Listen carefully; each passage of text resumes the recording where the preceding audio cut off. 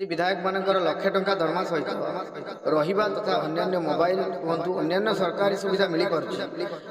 Unto ना ताहले जो मैंने 8-10 हजार टंका दरमा पाँच से केमी चलेंगे ता सरकार विचार कर।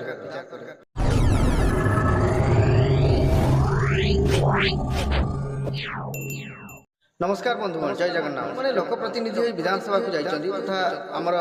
विधायक बंधु मानकर विधानसभा गोटे जुक्ति जे जो दरमा आमको मिलूँ से अंटू ना आमर दरमा वृद्धि करी आम देखा ए दिगरे देखु प्रत्येक विधायक बर्तमान 1 लाख टंका ऊर्ध्व मासक दरमा पाँच सहित रहिबा एवं मोबाइल खर्च मिलूँ सहित जब से बर्तमान दाबी कर विधानसभा जे आमर जो दरमा आमको मिलूना विचार करने दरकार जो मैंने सरकारी दफ्तर वर्ष वर्ष धरी ये आउटसोर्सिंग भाया एक व्यवस्था रही आटे पछकू नापी चाहिए जिते बड़े राज्य में आर्थिक अनटन अवस्था था से एक व्यवस्था राज्य सरकार लागू करते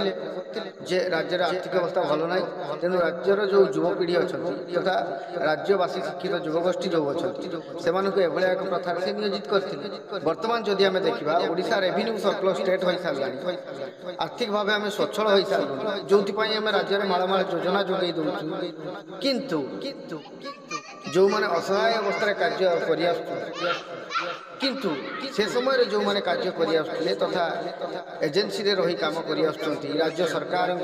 समस्त कार्य को सुचारू रूपे तुले से कथा को सरकार विचार करना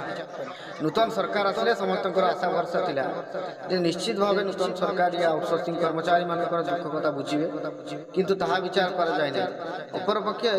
हास्यास्पद कथा जो विधायक माने लक्षाधिक टंकार दरमा नौ से विधानसभा जुक्ति कर आमको लक्ष टंका आमर अंटू ना आमको अधिक दरमा दि जाए जदि आम देखा 8-10 हजार टंकार जो आउटसोर्सिंग कर्मचारी माने केमिति परिवार तथा वृद्ध बापा माँ खर्च से बहन करेंगे ये विचार करने दरकार राज्य सरकार जितेबले दैनंदिन जीवन में पेट्रोल कहतु डीजेल कहतु खाद्य सामग्री तथा एवं जो आलू दर सब जिनस को जब आम विचार करवा जो रेट्रे बढ़ी